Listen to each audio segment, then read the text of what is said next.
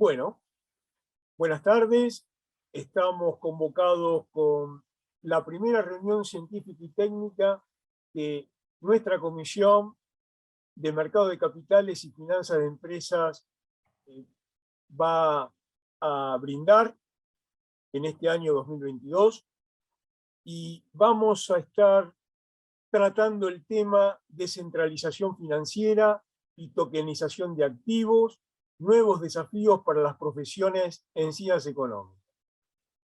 En esta oportunidad nos acompañan como expositores Daniel Miliá, Mariano Merlo, Omar Sirigliano y Mónica Miño. También va a estar moderando y haciendo preguntas al finalizar las presentaciones Rolando Markovic, que es el presidente de la Comisión de Tecnología, con la cual tenemos todos estos temas en común y que estamos muy interesados para brindar a nuestros profesionales la mejor información y data que corresponde para tomar decisiones en estos tiempos tan cambiantes. Un detalle muy breve entonces de nuestros expositores y vamos a dar comienzo a esta reunión. Daniel Miliá es licenciado en Economía de UBA, cuenta con un magíster en Gestión Económica Financiera, es analista del mercado de capitales, consultor en economía, docente e investigador. Mariano Merlo es licenciado en Economía por la Universidad Católica Argentina, es analista financiero, es consultor internacional y también docente e investigador. Mónica Miño es contadora pública de UBA, es miembro de nuestra Comisión de Mercado de Capitales y Finanzas de Empresa, consultora y especialista en temáticas financieras regulatorias. Omar Sirigliano es contador público de UBA, también miembro de nuestra Comisión de Mercado de Capitales y Finanzas de Empresa, analista del mercado de capitales y de las normativas de la Comisión Nacional de Valores. Así que con este prestigioso equipo de expositores vamos a dar inicio a esta reunión. Comenzamos con Daniel. Daniel. Bueno, muchas gracias, Gustavo. Vamos a arrancar la presente exposición. El tema que nos convoca hoy es la descentralización financiera y tokenización de activos. La idea de la presente charla y de todos los que aquí exponemos es mostrar las incumbencias que tienen los distintos profesionales de ciencias económicas a la hora de abordar este tema. Particularmente, la temática gira en torno a lo que es la innovación que el blockchain produjo en todo el sistema y pasarela de pagos, cobros y finanzas descentralizadas a nivel mundial. Los 4 pilares, donde la mayoría de los académicos tratamos de conformar, los analistas de mercado, ¿por qué no también?, giran en torno primero a que la tecnología blockchain favorece y elimina el problema del doble gasto. ¿Qué sería el doble gasto? Yo lo vamos a andar un poco mejor, pero la idea es que uno cuando emite dinero no solamente tiene el gasto de emisión, sino que la emisión continua desgasta el mismo dinero. Y a su vez también todas las variedades apócrifas del dinero que puedan haber circulando. Bueno, la blockchain permite eliminar todo eso. Tema central de esta charla, no solamente permite la descentralización financiera, sino también en cierta pauta y en un marco bien regulado, el cual también charlaremos a lo largo de esta reunión, brinda más confianza a la hora de realizar negocios. A su vez también permite la restauración de la soberanía que existe sobre todo en los criptoactivos y la tecnología en general. Pero claro, también esto involucra un gran compromiso de cambio de todos los agentes financieros. Hablaba hace un rato del tema del doble gasto. ¿Qué implica esto del doble gasto? Muchas veces hemos sido conscientes de todos los intentos de diferentes actores de tratar de replicar el dinero. Esto es, billetes que pueden andar circulando de dudosa procedencia, pero también el Estado mismo replicando el mismo dinero, haciendo que el valor, en términos de poder adquisitivo, siempre converja a cero. Y esto que hace el Estado y que involucra nuestro dinero, y el esfuerzo que también tiene el Estado en controlar las emisiones, también afecta a las empresas. Las empresas, en un esfuerzo por controlar la piratería y los procesos, activan pérdidas cuantiosas. Por ejemplo, la última noticia la dio Microsoft. Hacia la terminación del año 2021, todos los plagios de copia de Office, que comúnmente muchas empresas y usuarios usan, le causó pérdidas a la empresa del orden de los 29.000 millones de dólares. ¿Parece mucho? Sí, es bastante. Es la deuda de prácticamente 18 países subdesarrollados. Y también implica un tema de descentralización. Uno, cuando habla en finanzas de las corridas cambiarias, de las corridas bancarias, el principal problema está en que si yo tengo mi dinero en una sucursal de un banco y veo que no me quiere dar el efectivo, probablemente vaya a la otra sucursal y en el medio de una corrida tampoco me la va a dar. Entonces la idea de descentralización es que esté totalmente desactivado todo este tipo de pánico a nivel financiero y que se pueda juntar diferentes unidades de negocios en muchos nodos funcionales. Por último también, y no menos importante, restaura o ayuda a restaurar lo que es la soberanía monetaria. ¿Qué significa? Uno dice, bueno, yo soy dueño de todo el dinero que tengo en mi bolsillo, en mi cuenta bancaria, y realmente, probablemente sea así. Ahora, pensemos cuando introducimos dinero en el banco, los costos de mantenimiento que tiene, las renovaciones de tarjeta, giros descubiertos, y por qué no cualquier otro paquete que contratemos en el banco. Bueno, la descentralización financiera permite, y la instalación de la cadena de blockchain mediante, tener soberanía sobre los activos y que las comisiones tiendan a cero. En este último caso, y el que también vamos a hablar en esta charla, son de las finanzas descentralizadas y lo que se conoce como DeFi.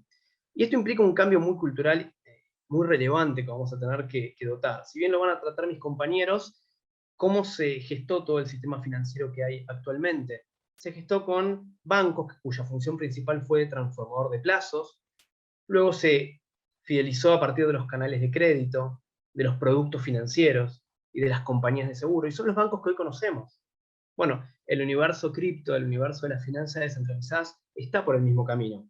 Una prueba de que el cambio cultural se necesita, invito a los que nos están escuchando, a los que nos están viendo, a ver si conocen alguna de las empresas que están aquí nombradas.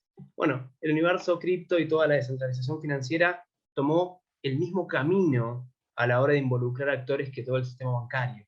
Empezó por la transformación de plazos, siguió por la pasarela de pagos electrónicos, luego siguió con tradings y curvas de retorno para obtener ganancias, y por otro lado también securitizando toda esa estructura que se armó en sí. En definitiva, lo que es la relevancia de blockchain permite no solamente tener identificada cada unidad de negocios a fin de duplicar procesos. Pongamos un ejemplo de eso. Se está trabajando en Argentina, vía Ministerio de Producción y con los cambios a la fecha de redacción del presente informe, en un legajo financiero único. Esto es que una empresa, cuando califica en un banco, tenga que presentar una serie de requisitos y documentos. Ahora, probablemente si va a calificar otro banco, ese banco le pida con algún formulario distintivo, quizás distinto, más o menos la misma información. La tecnología y la descentralización financiera que permite la blockchain permitiría, por ejemplo, crear carpetas únicas para cada empresa y mejorar, ¿por qué no?, también el acceso al crédito bancario. Esas experiencias también están copiadas, por ejemplo, de Uruguay. Bueno, también permite realizar la trazabilidad de ciertas operaciones financieras, modernizar, como también vamos a ver, el sistema de medio de pagos, y tokenizar activos. Tema importante si lo sabe. ¿En qué papel juega toda esta invención de las criptomonedas en lo que hace a la vida del usuario financiero? La vida del usuario financiero hoy estamos en un sistema de convivencia entre el efectivo y transacciones electrónicas. Ahora, pensemos qué pasaría si la descentralización financiera llega a nuestras vidas en lo más cotidiano, en el dinero que manejamos comúnmente para nuestras transacciones. Los bancos centrales de China, Estados Unidos, la Unión Europea también, están pensando en la idea de una criptomoneda de los bancos centrales que tenga sus propios marcos regulatorios. Y hay una discusión importante respecto a estas características que gira en torno a 4 posturas. La primera de estas es utilizar estas criptomonedas respaldadas por los bancos centrales para liquidaciones intrabancarias o de comercio exterior, a la hora de evitar, por ejemplo, crisis en balanzas de pagos. También estaba la idea de utilizarlas como algo similar al efectivo, que convivan el efectivo en todas sus formas, efectivo, canales bancarios, pero también alguna billetera o wallet de cripto. Ahora, la tercera herramienta es que solamente la utiliza el Banco Central como herramienta de política monetaria. Esto es muy importante, por ejemplo, en países europeos que hasta antes de la pandemia la tasa estaba circunscrita en la zona de cero. La utilización de la política monetaria cobraría nueva vida a partir de la descentralización financiera incluida dentro de las arcas de los bancos centrales. Y la última teoría es utilizar a estas criptomonedas de los bancos centrales como depósito mismo en el Banco Central, es decir, que los usuarios, que nosotros mismos, que las empresas, tengamos nuestras cuentas en esa criptomoneda. El principal papel de estas es que su emisión está controlada y tiene que llegar a un tope, con lo cual el Estado dejaría de tener esos problemas que tienen el poder adquisitivo en la emisión sobreexcesiva, y no dependería más que de la nominalidad propia de la economía. Ahora, también es cierto que el proceso de criptomoneda de los bancos centrales estaría en un estadio más superior. ¿Por qué digo un estadio más superior? Porque hoy lo que se verifica es más bien que el proceso está yendo de abajo hacia arriba, es decir, son las pequeñas unidades económicas o las empresas quienes están de alguna forma agilizando este proceso, y los estados están tomando cuenta de eso, los bancos centrales están también tomando cuenta de eso, pero a nivel microeconómico subyace la necesidad de explicar cómo la tokenización de activos es una forma a partir de la cual cualquier activo del mundo real se puede digitalizar y dividirlo en partes mucho más pequeñas. ¿Qué aplicaciones tiene esta tokenización? Hoy vamos a mostrar, dentro de las incumbencias de los profesionales de ciencias económicas, cómo uno puede generar un negocio y una beta de negocio sobre esto. De hecho, es más, vamos a mostrar cómo se pone a punto una tokenización y cómo se evalúa profesionalmente. Primero, las aplicaciones que tiene, ¿no? Es una forma de inyectar liquidez. ¿De qué manera? Yo puedo trabajar en un token que me permita, o que le permita al usuario que lo adquiera tener una parte de mi compañía. Y así yo hacerme de fondeo. A su vez también, con la cantidad de token que existe, hay todo un mercado secundario en donde se compran y venden, con lo cual también favorece no solamente la liquidez, sino que también el hecho de que se realicen mercados globales. Por ejemplo, probablemente algunos de ustedes conozcan lo que es la harina Morixe, algo bastante del mundo real. Si no la conocen, búsquenla. Es la única marca de harinas a nivel nacional que está cotizando en la bolsa. Y ustedes me dicen, ¿necesitaba plata? Sí, pero no se fueron a la bolsa por eso. ¿Sus ejecutivos son gente joven? No tanto, pero de mente abierta. Lo hicieron como una pasarela y vidriera al mundo. Entonces, la tokenización de activos no es solamente una forma de inyectar liquidez y tener mercado secundario para realizar compraventa, sino también una forma de visibilizar la empresa, todos los activos que ella comercia para el mundo. Nace así el término de tokenomics. El término de tokenomics es un término muy usado en el universo cripto para captar todos los flujos financieros que se pueden captar a partir de esta circunscripción o proyecto de fondeo. Existen diferentes tipos de tokens. Tenemos los tokens que son más utilities o funcionales. En realidad son mal traducidos en la normativa como token de utilidad, porque simplemente representan poder acceder a un tipo de bien o servicio específico. Y después están los tokens financieros. Estos tokens representan una porción de propiedad de un proyecto subyacentemente que está vinculado. Y claro, esto por supuesto escapa de las financiaciones tradicionales. Hasta aquí no solamente veamos la tokenización de activos como un método de inyectar liquidez o ser vidriera ante el mundo, también lo podemos ver como un financiamiento alternativo y hasta, ¿por qué no, complementario a los canales bancarios que hay actualmente?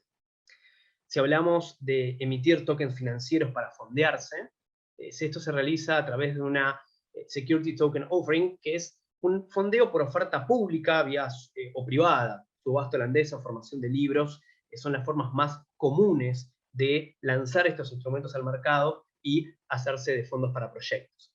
Ahora bien, cuando un token tiene ambas propiedades, bueno, son los activos digitales que tenemos. Entonces un activo uno lo puede pensar como una forma de acceder a un tipo de bien o servicio o fondearse. si cumple entonces las dos funciones, es una forma de pensar en activos digitales como el Bitcoin, por ejemplo.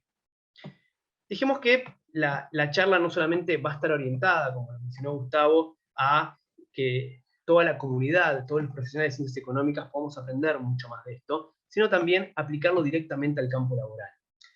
Por último, en mi exposición presento una forma que podemos tener los profesionales de encarar un asesoramiento de este tipo. Por ejemplo, viene alguno al estudio de nosotros y me dice, mira, me encantó el tema de token, quiero fondearme mediante este método, y la verdad es que no sé si me va bien, pero como soy la primera empresa en mi rubro que va a hacer esto, por lo menos voy a tener visibilidad. Y yo le voy a decir, pero mirá que puede salir mal. Sí, pero la pérdida potencial que podría llegar a tener, que sería tu asesoramiento, lo puede llegar a compensar la visibilidad en el mercado que puedo llegar a tener, versus una campaña de publicidad que quizás ni sé si llega al objetivo, a la clientela objetivo que quiero. El primer punto cuando vienen al estudio sería, o les recomiendo, hacer primero un análisis económico y comercial de la viabilidad. Es decir, un filtro de aceptación. No todas las empresas o no todas las ideas son tokenizables. Esto es en función a qué es lo que quiere el mercado. Acá hay que pensar mucho en el consumidor objetivo y en el público objetivo que sea abierto a esta nueva concepción de la descentralización financiera. Luego hay que pensar los tokenomics, que son los flujos de fondos, y qué tipo de modelo de criptoeconomía hacer. Uno dirá, bueno, pero ¿a quién le vendo los tokens? Los tokens pueden ser una moneda de pago del comercio de ustedes, por ejemplo. Luego ver la estructura legal y fiscal y qué diseño va a tener de acuerdo a la legislación. Vamos a hablar también a lo largo de esta charla de legislación respecto a esta cuestión. Y por último también ver cómo le damos no solamente un sustento legal, sino qué diseño va a tener, qué forma de comunicación va a tener, y acá también está ligada a la campaña de marketing y comunicación que tenga al estilo. Hay muy pocas empresas en Argentina, de hecho, que realizan marketing de criptoactivos. Luego, una vez que perfilamos al cliente, vemos la estructura legal, los flujos de fondos que van a respaldar a esta tokenización, se empieza a lanzar la STO, y uno debería, como profesional también, acompañar todo lo que es la recolecta de fondos, ver qué tipo de inversores están detrás, lo que se llama fundraising, y ver después, no solamente una vez obtenido ese fondeo, individualizar a cada uno de los que han prestado, a cada uno de los agentes que han confiado en el proyecto. De manera de decirle, mira, no solamente tenés el token de esta empresa, sino que también tenés el token de esta otra. Y hay un mercado secundario en donde podés comprar y vender la participación cuando gustes.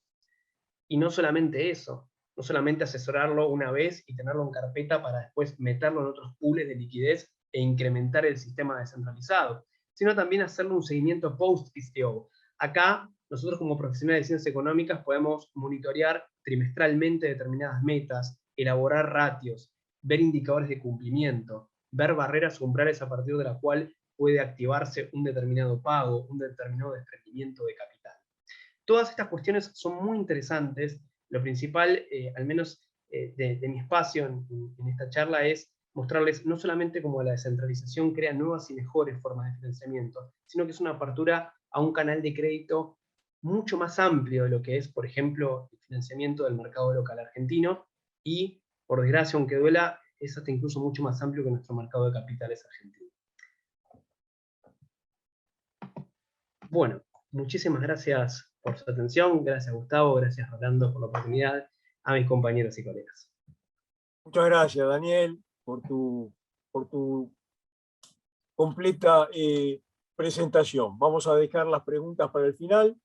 Seguramente ahora vamos a relacionar una gran cantidad de puntos que vos tocaste con el resto de lo que tienen pensado decir los siguientes expositores.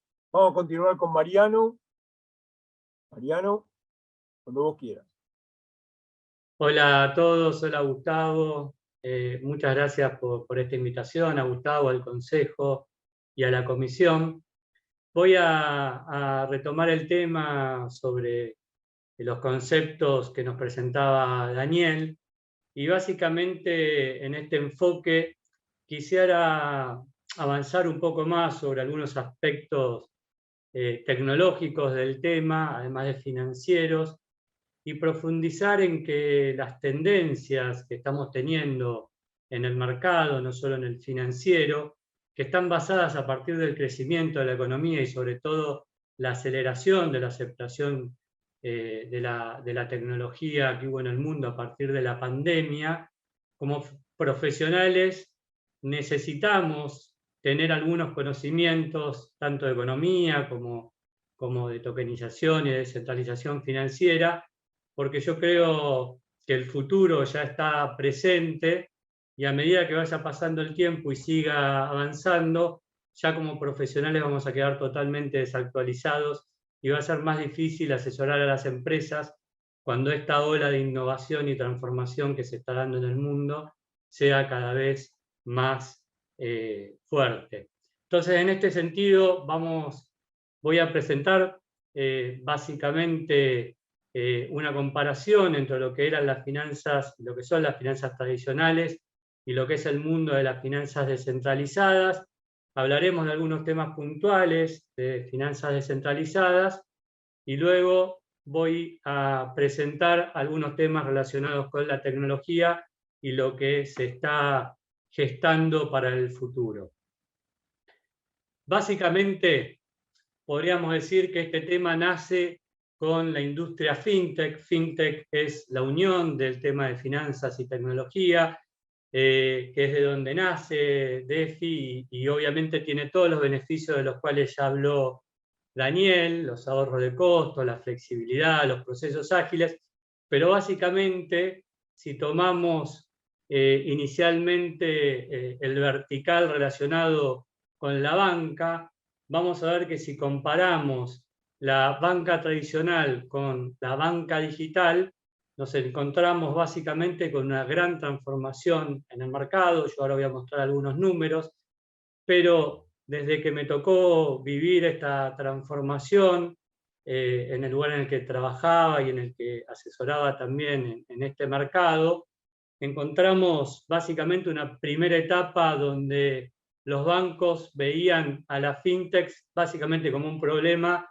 que cuando tuvieran alguna crisis iban a desaparecer, y por el contrario lo que está sucediendo es que la banca online está digamos, creciendo fuertemente, superando a lo que es la banca tradicional, y esto de la mano obviamente de lo que son las finanzas descentralizadas. Algunas cuestiones para tener en cuenta: el mundo online obviamente trae riesgos, y ahí tenemos que poner mucho el foco en lo que es la ciberseguridad, y luego más adelante se hablará sobre los temas de regulación, así que también es una cuestión a tratar que se va a ver en las próximas exposiciones.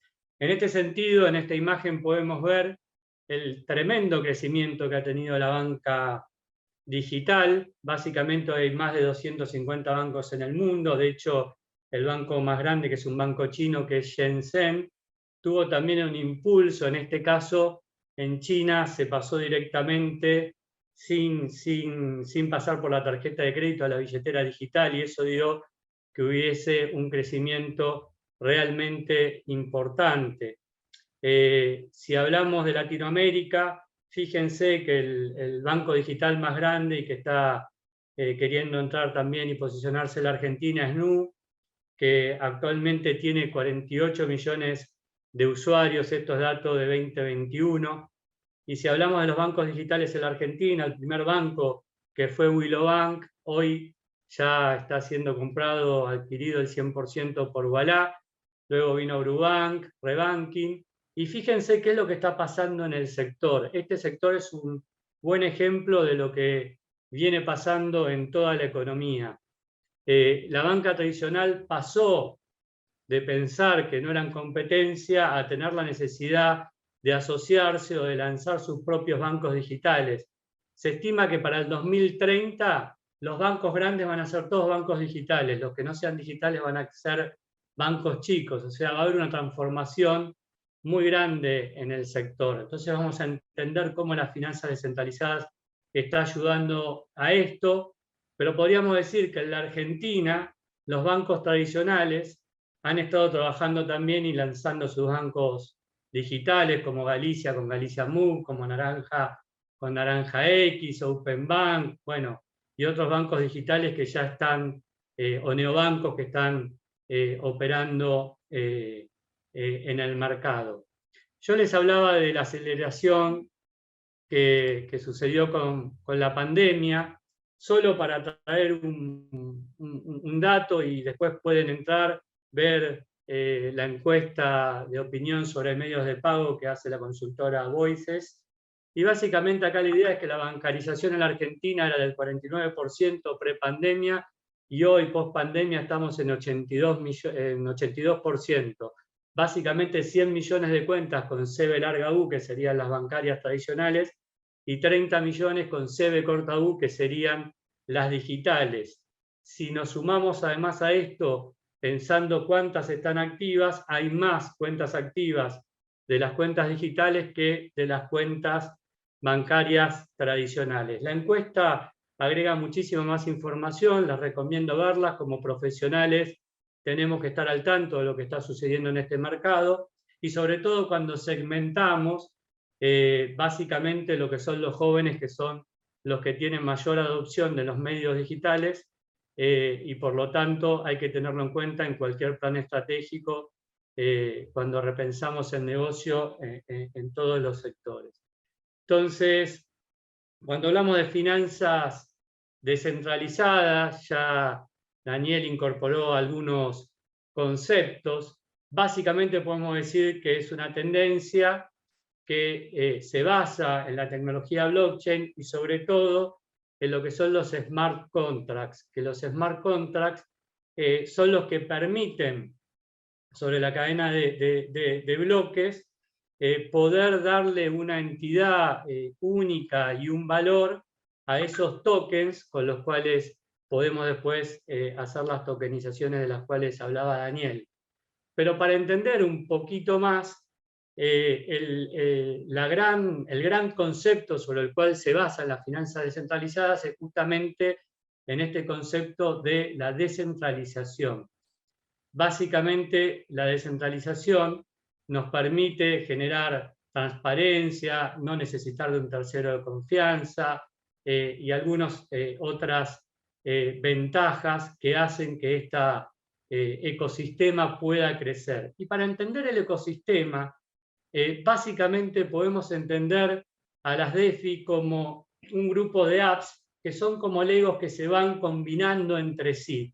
Y esto tiene una gran ventaja porque permite que todo el ecosistema sea interoperable, y a partir de esa interoperabilidad, de tener un código abierto, de tener esta filosofía peer-to-peer, que es básicamente transacciones entre partes, todo esto permite que la economía pueda crecer y tenga todas estas oportunidades de negocio de las cuales habló Daniel, teniendo este contrato digital o smart contract, que en definitiva es como un escribano digital, porque pautamos todo lo que tenemos que pautar y el contrato, a través de algoritmos, porque en definitiva es un código, va a ir ejecutando todas las pautas que estén incluidas en ese contrato, y por lo tanto es muy difícil de violar esas pautas, ¿no? Y por lo tanto tiene una mayor seguridad en los términos que se acuerde. Y esto también es porque se elimina la burocracia, reduce costos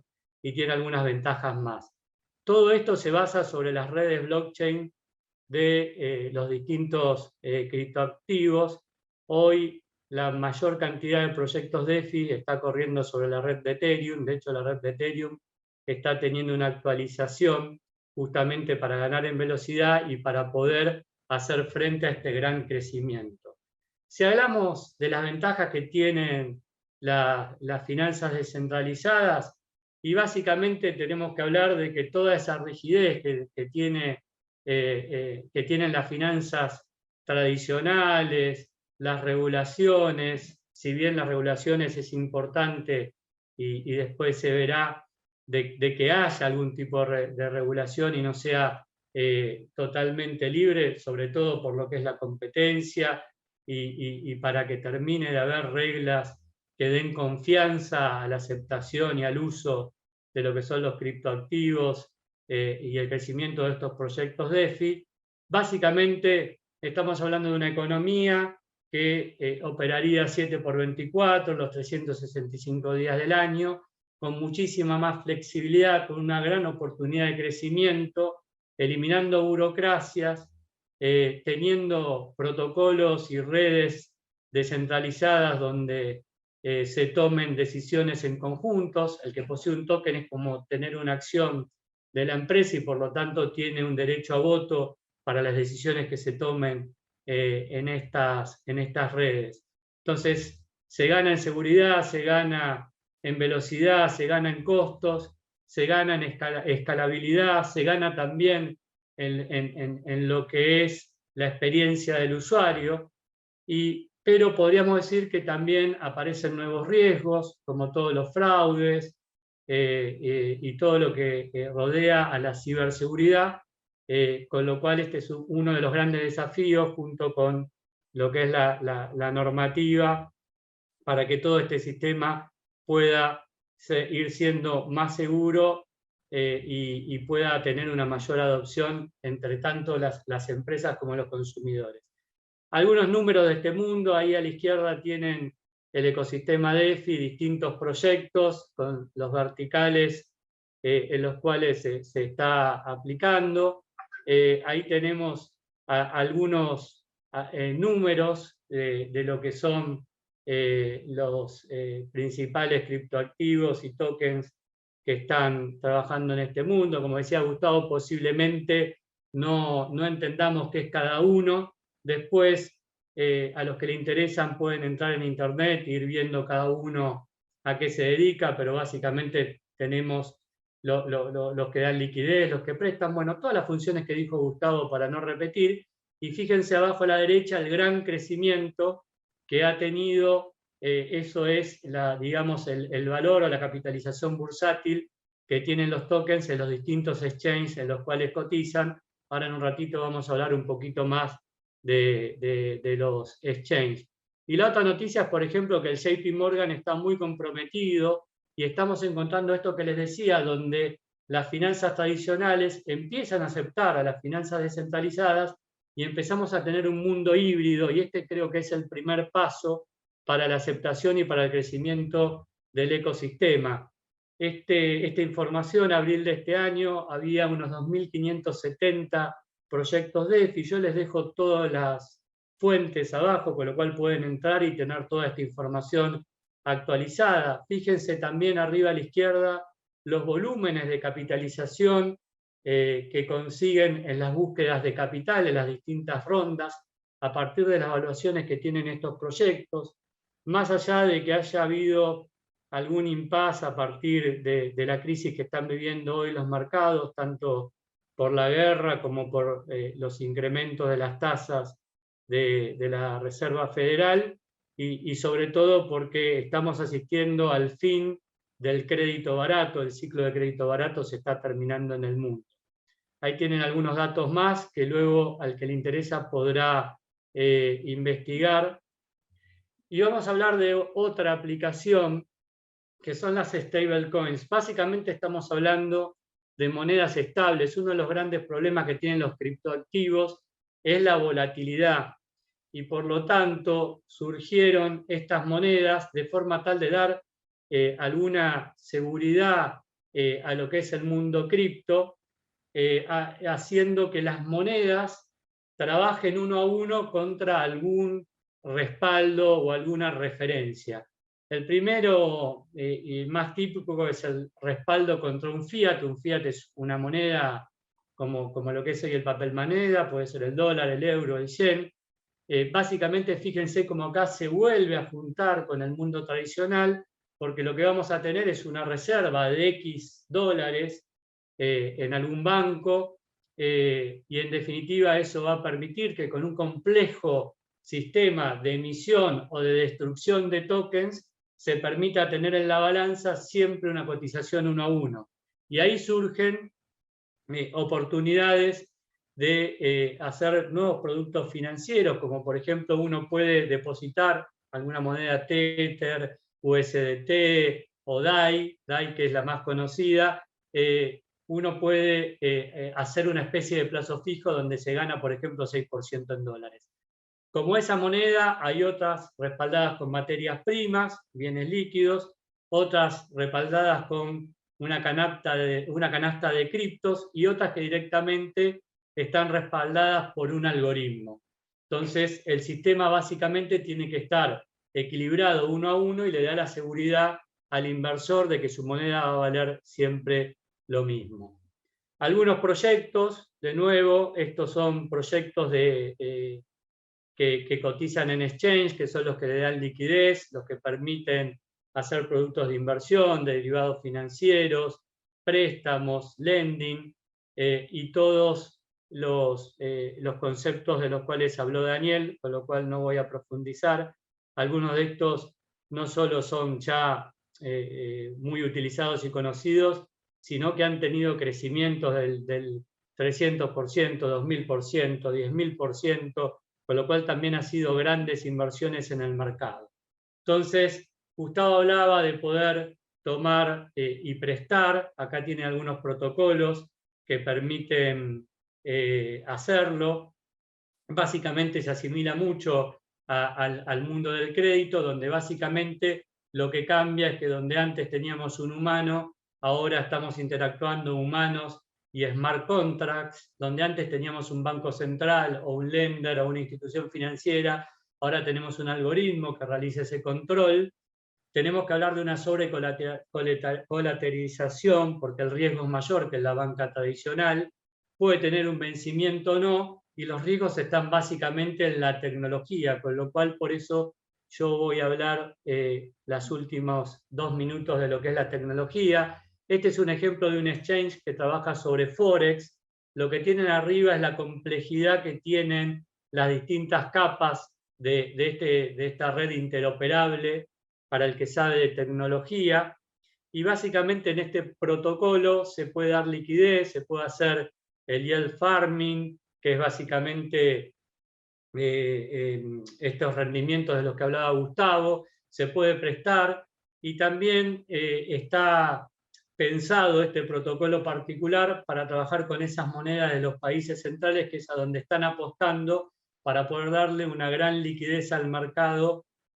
Como les decía, este exchange particularmente está sobre Forex. Solo para mostrar el tema de derivados, la verdad que hay bastantes cuadros, con lo cual solo traje 4. Acá pueden ver los volúmenes que se transan de opciones, tanto en Ethereum como en Bitcoins, y también algunos ejemplos de lo que son los futuros y lo que son los contratos para apalancamientos. En algunos exchanges descentralizados, como Binance, se puede apalancar hasta 300%, con lo cual es un mundo bastante interesante, y con los futuros se pueden hacer, por ejemplo, sintéticos, comprando el stock y vendiéndolo a futuro, y se puede asegurar una tasa de rendimiento, y por eso es que hay tantos traders interesados y haciendo dinero en este mercado. En lo que hace a los NFTs, que son los tokens no fungibles, y la verdad que las aplicaciones son infinitas, y para dar una idea de la locura que está pasando en el mercado y para que nos preparemos como profesionales, porque no solo hay artistas, sino que ya hay firmas de inversión que están trabajando en lo que voy a contar ahora, no solo en lo que es el mercado de tokens, sino en lo que es el metaverso, que ahora lo voy a presentar, sino que fíjense que esa obra de arte se vendió en 69 millones, y es ese dibujo que ven ahí, que tiene un smart contract por detrás, que dice que es la propiedad de tal persona y que es único y irrepetible, aunque ustedes saquen una copia y la envíen, hay solo una que es única. Vamos a seguir viendo lo que es esta locura. Vamos a hablar, me quedan 3 slides básicamente para hablar de tecnología, lo que es el metaverso.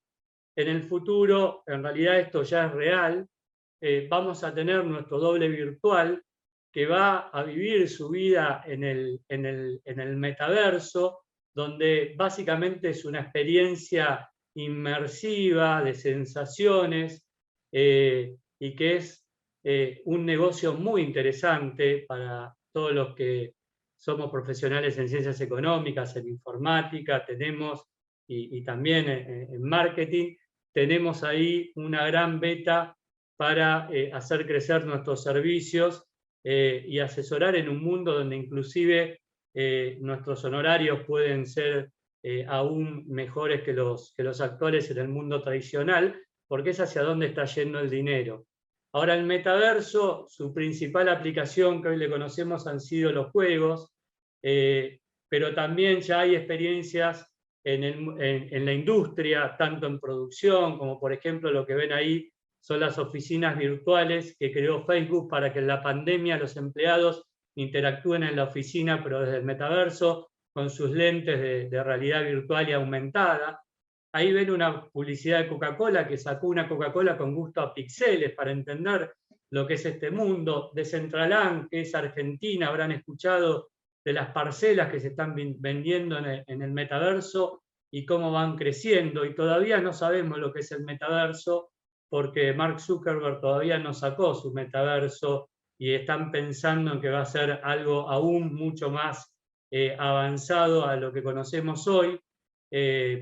Así que hay muchos proyectos que están en marcha, tanto con coleccionables como un avatar al cual podemos vestir con distintas ropas. Fíjense las marcas que están trabajando ya en el metaverso.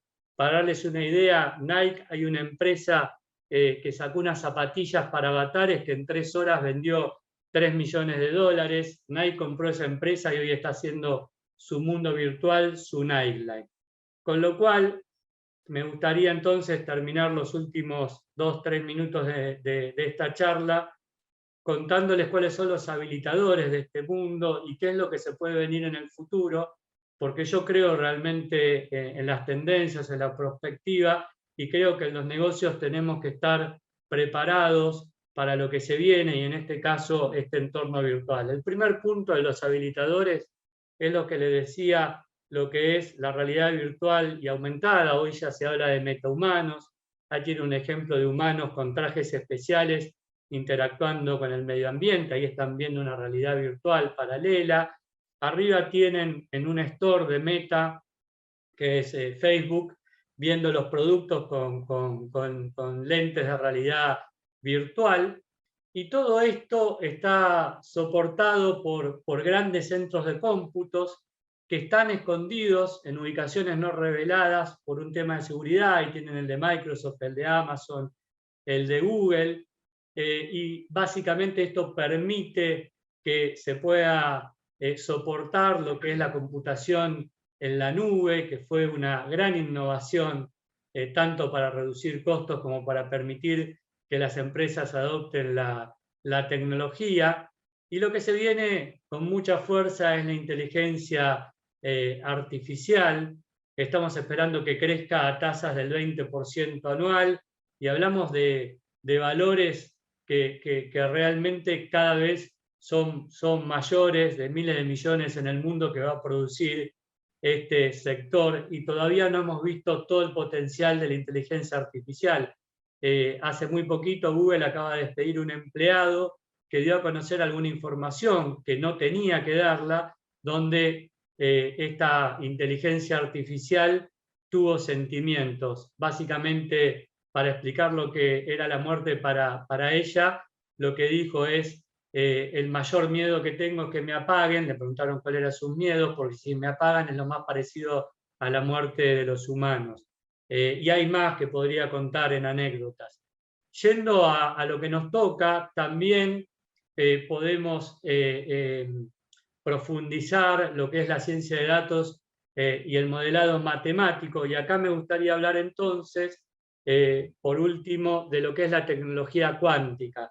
Si pensamos en avances cuánticos, por ejemplo, podríamos hablar del rayo láser en otra época, pero ya se están creciendo las tecnologías cuánticas fuertemente. Eso que ven ahí es una computadora cuántica que tiene la forma de neuronas. Imagínense que podemos procesar una información partiéndola en 1 millón de neuronas, como para entenderlo de alguna manera, y esa información se procesa toda a la vez. Por lo tanto, lo que puede llevarnos 3 meses de procesar, lo podemos hacer en un par de minutos.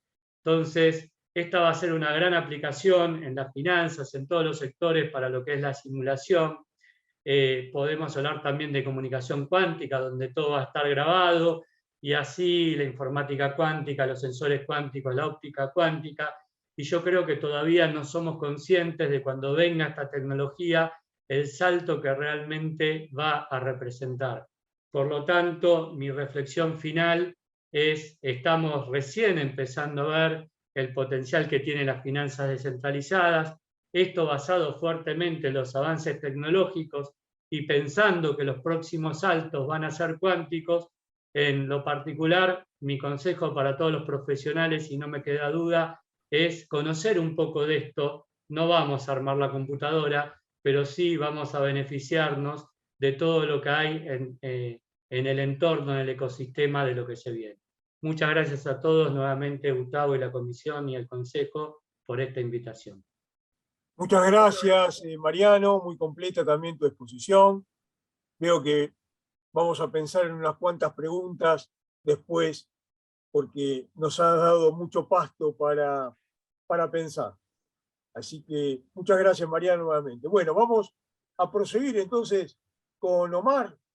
Omar Sirigliano, ¿qué pensás de cómo te va con el tema que nos convoca sobre criptomonedas y descentralización, ya con una mirada quizás un poco más local, argentina, regional, pero no menos importante porque destinada a todos los profesionales que nos nuclean en el Consejo y que permanentemente estamos la verdad que en nuestra comisión desde hace 2 o 3 años que venimos con estos temas permanentemente, así que tenemos un interés que no se agota. Adelante, Omar. Sí, buenas tardes. Un gusto saludarlos y agradezco una vez más la confianza y el poder participar. A raíz de las 2 exposiciones que me precedieron, que fueron brillantes de lo técnico y de lo conceptual, que como bien vos decís, Gustavo, venimos trabajando en la mesa del Consejo, desde el punto de vista regulatorio, cabe mencionar el tema de la reciente resolución general de la Comisión Nacional de Valores, la número 926, que produjo lo que se denomina el lanzamiento del Hub de Innovación Financiera para aquellas empresas, proyectos, personas con inquietudes que deseen volcarlos al mercado, para lo cual consultarían de manera completamente gratuita y con un feedback permanente sobre todo lo que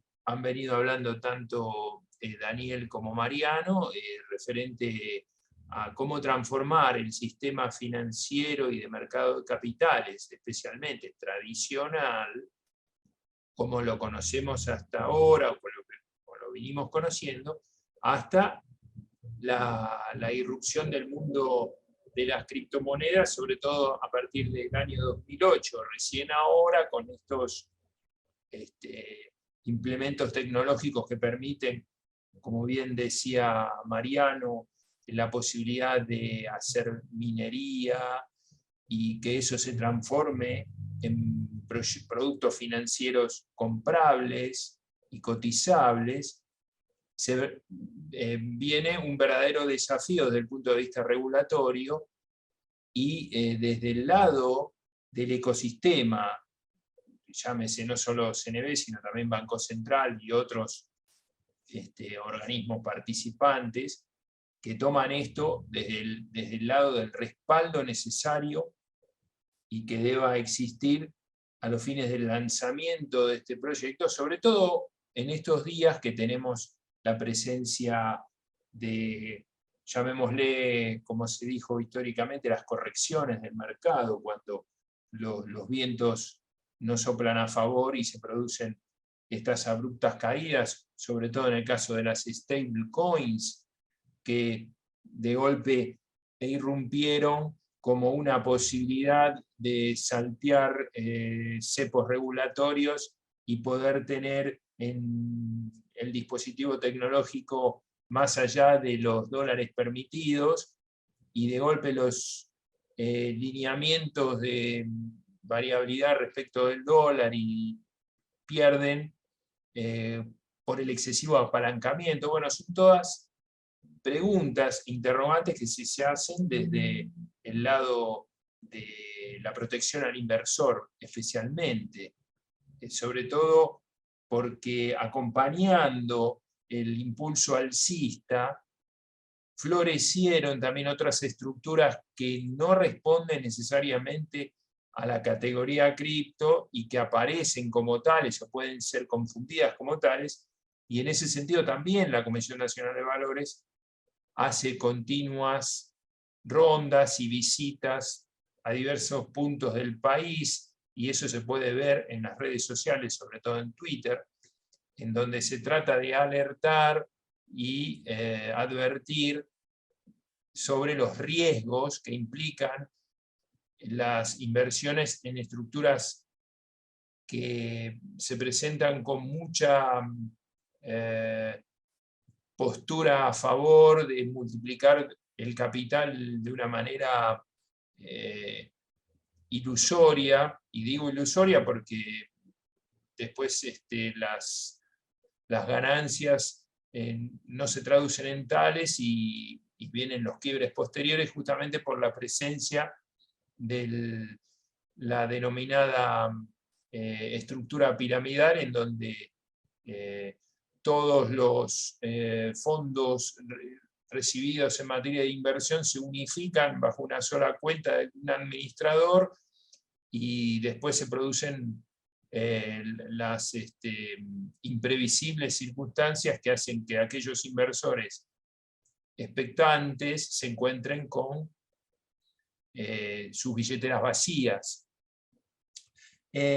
Para agregar un dato que también se está trabajando a futuro y que serviría como para acompañar las dos brillantes exposiciones, porque realmente en materia tecnológica y de lo que significa hoy trabajar persona a persona,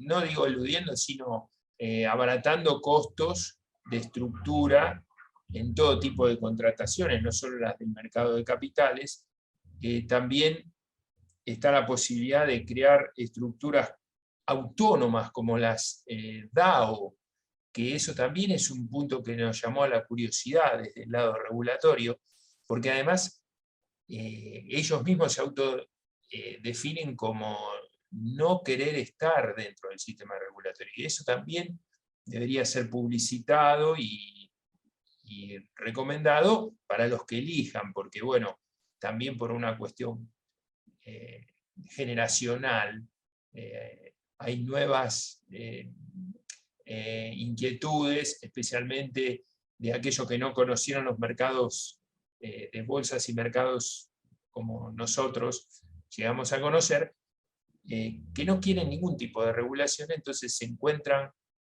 ágiles a través de los dispositivos móviles, invirtiendo y sintiéndose realmente respaldados, que es la palabra que después entra en cuestionamiento, sobre todo cuando viene casos como los conocidos en los medios, el de Terra, por ejemplo. A nosotros nos preocupa el excesivo apalancamiento, eso ya sucedió en otras circunstancias de mercado.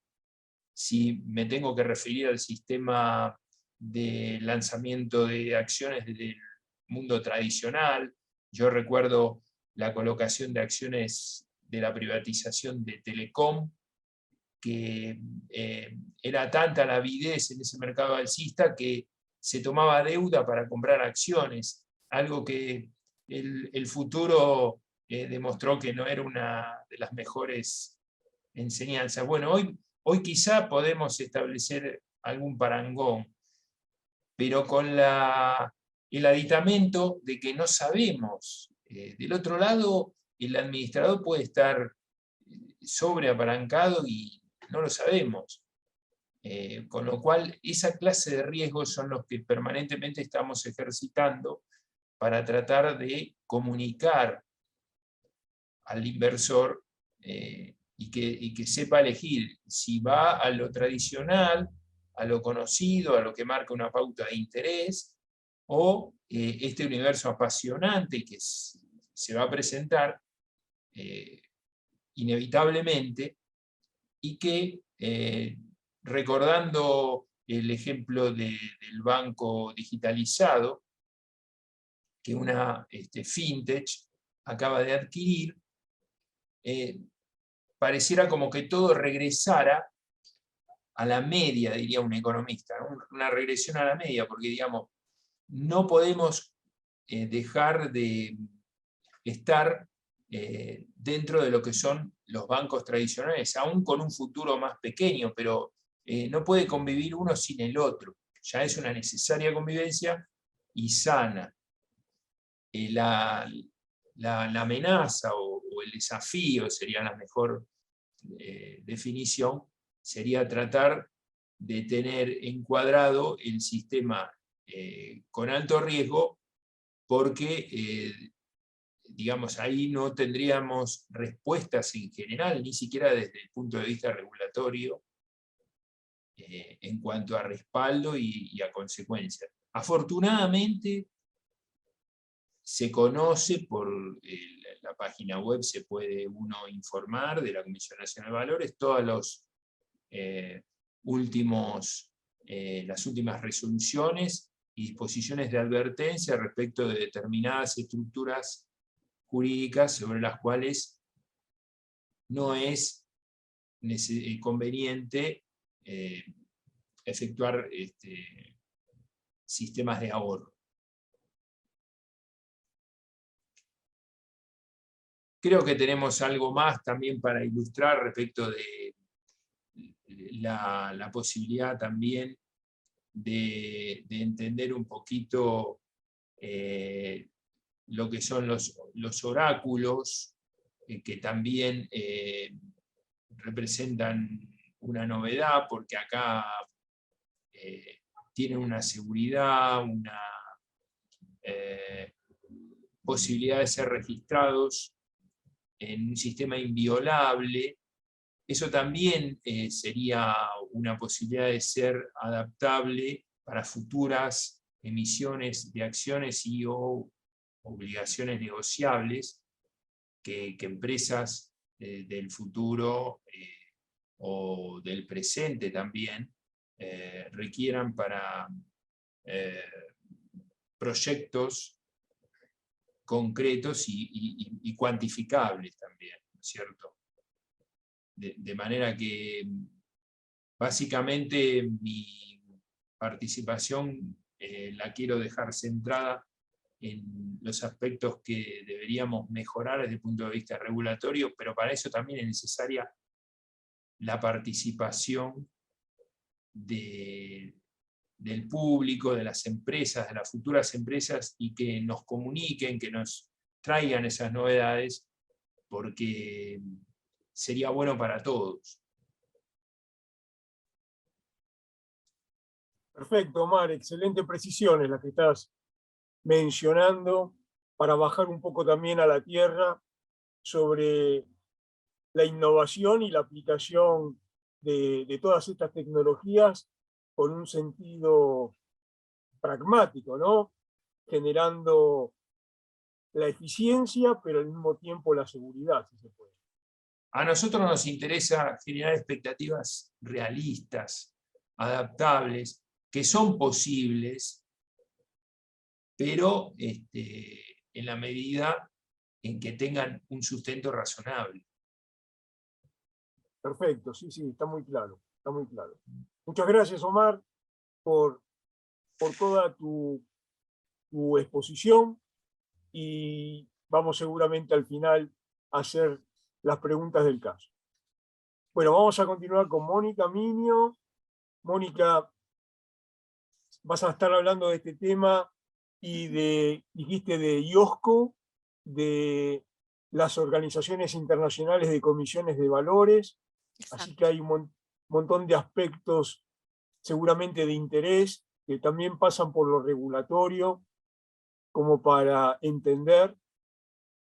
Destaco que en estos tiempos estamos discutiendo permanentemente sobre el tema de cuánto se tiene que regular, cuánto y cómo. Y no está nada muy claro este tema desde una persona, desde una empresa, que puede ser un banco, una compañía de seguros, un usuario, como también de parte de los profesionales. ¿Dónde nos ubicamos en todo este aspecto? ¿Hacia dónde vamos y dónde nos preocupamos? Tomando en cuenta también que gran parte de la descentralización financiera y de toda esta nueva, todo este emergente de los criptoactivos han tenido que ver con un ánimo de lograr mayor autonomía, ¿no? ¿Cuándo esa autonomía puede ser positiva, conveniente, y cuándo merece tener la regulación para evitar problemas, errores, fallas, lo que fuera? Bueno, adelante, Mónica, no te interrumpo más. Muchas gracias. Gracias, Gustavo, por la introducción. Bueno, gracias a los colegas, a la comisión, por supuesto, a Mercado de Capitales y al Consejo Profesional de Ciencias Económicas. Como bien comentó Gustavo y quienes me antecedieron también en la charla, vamos a comentar una visión particular, en este caso, y muy importante, entendemos, para el sector de valores, que es IOSCO. IOSCO es una organización internacional que nuclea a distintas comisiones nacionales de valores, como bien comentaba Gustavo, de distintos países, no menos de 100, creo que están alrededor de 120 países. Con lo cual su opinión respecto de las finanzas descentralizadas es importante, es un tema a considerar, y más precisamente en el mes de marzo de este año emitió un informe, el cual por supuesto está dentro del contexto de esta charla, la cual celebro porque es muy importante ver los pros y los contras. Como bien comentaban, existe un tema regulatorio y muchas veces distintos organismos, no solamente IOSCO, sino también BIS, el Banco Internacional de Pagos, también ha emitido informes. Hay muchos organismos internacionales que están detrás de este tema para tratar, entiendo yo, de entenderlo y poder de esa manera regularlo con la mayor precisión, sin interrumpir el negocio y sin interrumpir esta vertical fintech tan importante y que tanto ha crecido en estos últimos tiempos. ¿Qué es lo que nos dice IOSCO en este informe? Bueno, básicamente da una breve descripción que, como excelentemente han comentado anteriormente, por supuesto que está íntimamente relacionado con una tecnología, y a partir de ahí, para quienes nacimos digamos, de lo que son las finanzas tradicionales, tuvimos que aprender a estos nuevos términos, y acá es como que empezamos a escuchar protocolos, los oráculos que son necesarios para que los smart contracts funcionen, y estos smart contracts que tienen determinadas condiciones puedan ser ejecutados en esta nueva tecnología blockchain. Y a partir de ahí es donde IOSCO hace una serie de planteos, entiendo que con bastante, digamos, certidumbre de alguna forma, porque son planteos que existen y que los vemos y que tal vez todavía no tenemos una respuesta, y entendemos que los reguladores la deben tener para poder empezar a redactar las normas que regulen este sector de finanzas no tradicionales, o DeFi. Básicamente, lo que nos dice IOSCO es que existen algunos beneficios, que por supuesto los han comentado, y también hay algunos riesgos que deben ser considerados. Pone un poco el foco en la operatoria peer-to-peer, que es entre partes, donde, digamos, necesariamente debieran ser de alguna forma reguladas. Habla de los distintos negocios que surgen de las DeFi, como bien indicaron, estas plataformas lending, préstamos, quienes solicitan préstamos. Se hace una mención respecto de lo que es verdad que mencionaron antes, existe el concepto de trazabilidad, pero acá lo vamos a unificar con Gafi, otro organismo internacional muy conocido por todos, donde Gafi también opina respecto de esta vertical de negocio con una alta participación de la tecnología, y lo que nos dice Gafi es: existe trazabilidad de las operaciones y de las transacciones, es verdad, pero lo que está pidiendo Gafi, y ya estamos tal vez en un enfoque más de prevención del lavado de activos y financiación del terrorismo, lo que pide Gafi en este sentido es la famosa Travel Rules, que es la regla de viaje. Básicamente es tener esa misma trazabilidad que tenemos de las transacciones, pero de las personas que están involucradas en esas transacciones. Esto nos permitiría tener un paralelismo, de alguna manera, con las finanzas tradicionales, que acá me permito hacer un análisis breve, comparativo, en el cual podríamos decir que las finanzas descentralizadas estarían subreguladas en atención a que los actuales reguladores estarían analizándola para poder regularlas con determinado criterio. Y también en otra, digamos, en la vereda contrapuesta, podríamos decir que las finanzas tradicionales están sobrereguladas.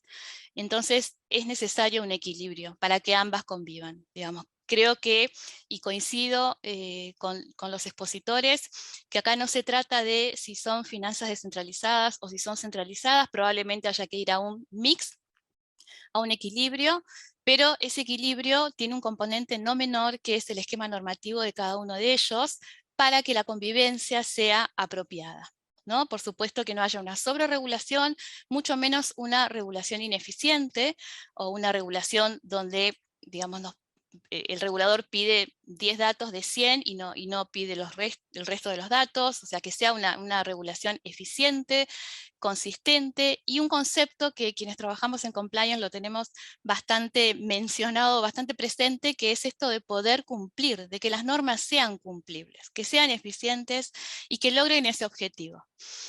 Con lo cual entiendo que este es un poco el camino, y este informe lo que trata de hacer es plantear estas cuestiones para ver cómo es que se van a resolver. Una de ellas también tiene que ver con la jurisdicción.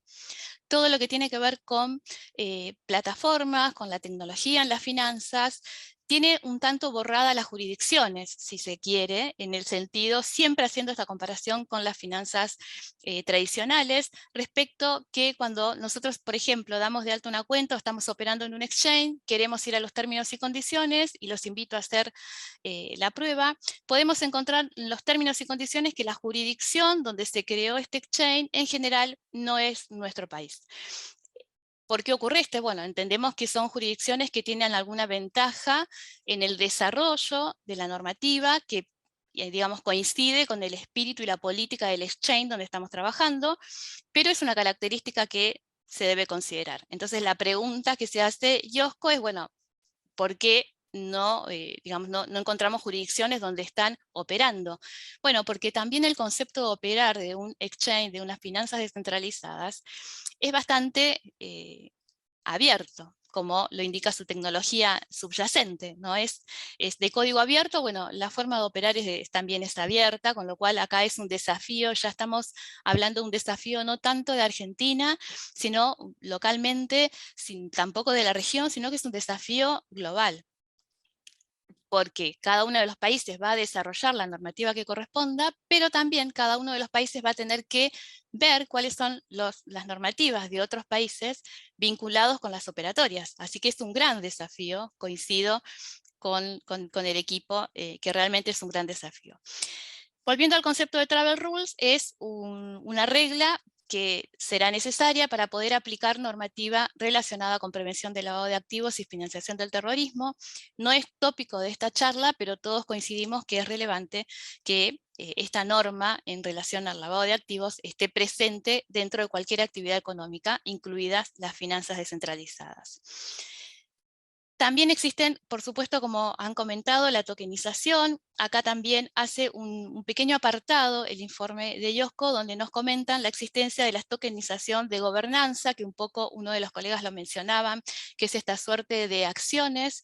Esos tokens dan poder de voto para que todo este ecosistema fluya y funcione correctamente. Bueno, tal vez nos preguntamos, ¿existirá algún registro de quienes tienen estos tokens de gobernanza? Cuando se van cambiando de titularidad, que quede registrado también. Bueno, hay mucho por hacer respecto de la normativa.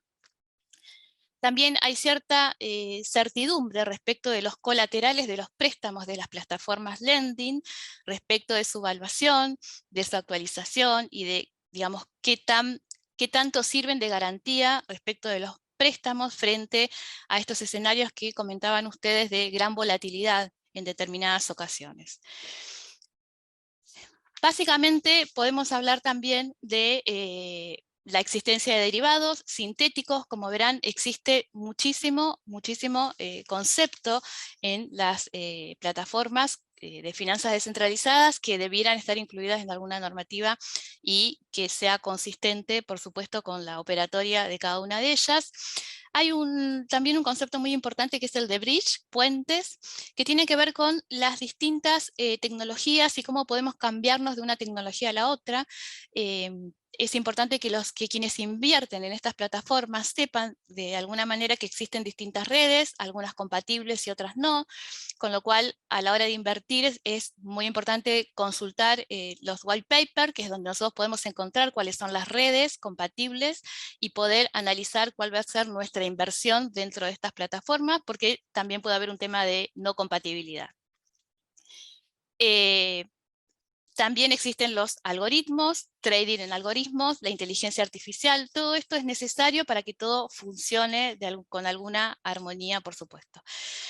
Tenemos un resumen del informe, al final nos habla de un big picture o de una situación de resumen. ¿Y por qué en la opinión de IOSCO, siempre resalto esto, por qué cree IOSCO, después de su análisis, que digamos, esta vertical tuvo tan importante crecimiento?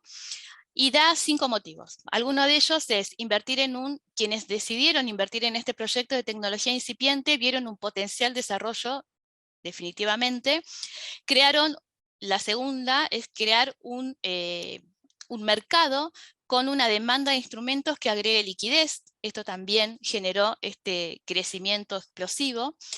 Las inversiones que participan en las TradFi, llama IOSCO, que son las finanzas tradicionales, buscan diversificar su inversión, entonces fueron a estas nuevas finanzas descentralizadas.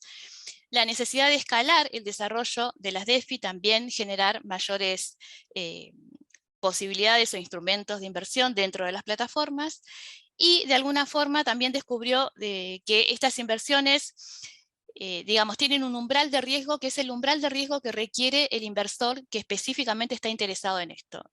Esto hace un poco de hincapié, y lo que nos dicen es las plataformas o las finanzas descentralizadas descubrieron un grupo de inversores que de alguna forma comulgan con el riesgo que estas plataformas conllevan. Esto también entendemos que es importante. Y por otro lado, el Banco Internacional de Pagos, también en un informe, hace una suerte de planteo respecto de la escalabilidad y hace una comparación que me pareció interesante para poder bajar un poco a tierra algunas cuestiones más teóricas. Hace una comparación con la cantidad de transacciones que se registran por segundo en Ethereum y en Visa, donde nos dice, por ejemplo, que Ethereum registra 30 transacciones por segundo y en Visa 1700 por segundo. ¿Qué es lo que nos quiere decir el informe? Básicamente el informe lo que quiere decir es que ante un crecimiento, un mayor crecimiento, podríamos encontrarnos con algunos problemas de escalabilidad, pero como bien dijeron quienes me antecedieron, existen algunas nuevas versiones y algunas mejoras sobre esta tecnología que seguramente van a poder solucionar este tema de la escalabilidad. Finalmente, para dejar tiempo a las preguntas, que creo que es importante, me parece interesante también ver algunos bosquejos de normativas que vamos observando localmente. Uno de ellos tiene que ver con un decreto de la Casa de la Moneda, donde se planteaba algo similar a una especie de compromiso para trabajar con las nuevas tecnologías, con lo cual vemos, sumado a lo que comentaba Omar antes de CNB y de esta invitación a poder participar de este Hub de Innovación, vemos algunos proyectos, y un dato que no es menor: en el último proyecto de ley, y esto recalco que es un proyecto de ley que modificará la actual Ley de Prevención del Lavado de Activos y Financiación del Terrorismo, se estarían incorporando a los exchange como sujetos obligados. Creo que este es un dato de valor, porque habría que ver después este proyecto de ley cuando sea ley y cuando tengamos las resoluciones que correspondan, cómo es que se va a definir y cómo es que va a ser esa normativa, porque es muy importante, uniendo un poco este concepto del travel rule que hablábamos al principio, cómo es un gran desafío implementar una normativa de prevención del lavado de activos sobre un universo que todavía no ha resuelto las reglas de viaje o identificar a las personas que participan de estas transacciones. Básicamente es un poco el resumen y los aspectos. Entiendo que los aspectos a considerar, entiendo que para la matrícula, y por eso me pareció muy importante este espacio, para la matrícula es un gran desafío porque es transversal a cualquiera de las actividades de los profesionales de ciencias económicas. Esto es en lo fiscal, en auditoría, compliance, estados contables, asesoramiento a clientes y muchos otros aspectos. Así que me parece, invito igual que mis colegas a que la matrícula se interiorice estos temas sin necesidad de ser expertos, pero sí interiorizarse, porque no podemos auditar una unidad de negocio que no conocemos con profundidad. Y entiendo que la tecnología, para quienes trabajamos en compliance, la tecnología tiene que ser un aliado, definitivamente. Muchas gracias. No, muchas gracias a vos, Mónica, por tu participación. Y bueno, vamos a pasar entonces al espacio de preguntas. ¿Estamos todos de acuerdo? Rolando, ¿querés romper el hielo? Bueno, no es mi especialidad romper el hielo, pues vamos a empezar. Dale. Me parecieron excelentes todas las exposiciones. La verdad que desde la perspectiva mía de profesional de tecnología más asociado a eso, me abrió varios focos de análisis y se me plantean muchas dudas. En particular, Mónica, me parece que lo que marca IOSCO es la necesidad de alguna manera entender lo que está pasando a nivel global. La descentralización de este tipo de soluciones tecnológicas financieras tiene un carácter global. Y mientras que la normativa surge en las naciones desde un cuadre geográfico particular.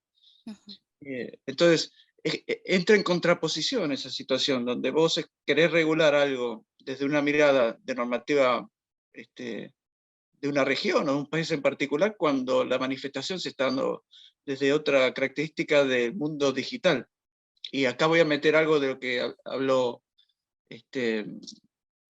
anteriormente. Espera que yo tomo nota de todo.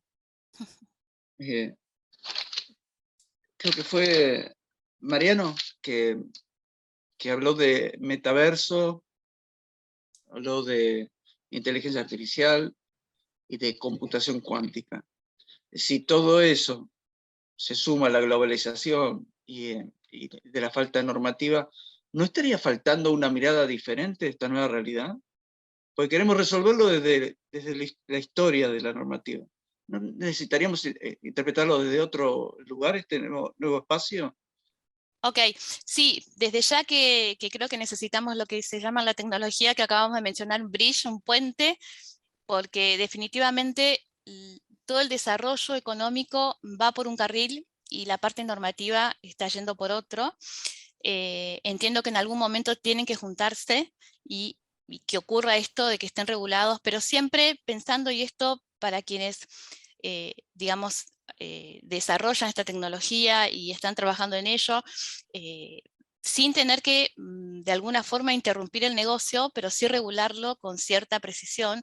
Por esto que digo que hay un desequilibrio definitivamente entre las finanzas tradicionales, las finanzas descentralizadas con la nueva tecnología y la normativa. Definitivamente hay que de alguna forma emparejar esto y que todo fluya y puedan convivir, que no es menor. Después veremos, como bien indicaban al principio, esto de las estadísticas futuras de que tal vez, digamos, muchos bancos terminen siendo fintech, es muy probable porque la tecnología es transversal y de hecho hoy estamos hablando de finanzas descentralizadas, pero si nos damos vuelta tenemos muchísima tecnología en muchos otros aspectos, con lo cual entiendo que la tecnología llegó para quedarse, no hay manera y está súper bien utilizada, pero la parte normativa tiene que acompañar este crecimiento, porque si no puede ocurrir un poco esto, y te agradezco la pregunta, de que podamos encontrarnos frente a personas que utilicen esta tecnología de una manera no correcta. Y esta es la función del regulador. Y pasa, y antes que me lo digan ustedes, lo comento yo, esto pasa con las finanzas tradicionales, por supuesto, o sea, no vamos a inaugurar la sección de sanciones normativas con finanzas descentralizadas, por supuesto. Pero sí estamos viendo que hay muchas personas que pueden llegar a utilizar o a observar este bache normativo en pro de incorporar un negocio que no sea un negocio correcto. Entonces, ahí es donde el regulador debe estar atento para, digamos, poder alcanzar ese tipo de cuestiones y evitar el daño económico y social que conlleva algún tipo de operatoria no correcta frente a una regulación, a un campo, digamos, subregulado, de alguna forma. Yo quisiera agregar en ese punto, venía pensando, quizás surja de este comentario alguna pregunta, ¿no? O dispare algún tema, pero me parece que en la parte normativa tendríamos que tener más en claro, primero que hay normas que ya están rigiendo o sugerencias. Hay buenas prácticas profesionales o buenas prácticas comerciales, o hay obligaciones o exigencias. Creo que por ese lado hay un punto a tener en cuenta. Otro sería, justamente, hay diferentes bloques económicos, diferentes países, hay bancos centrales, comisiones de valores, organismos bursátiles, mercados de capitales en diferentes partes del mundo, y que no necesariamente sus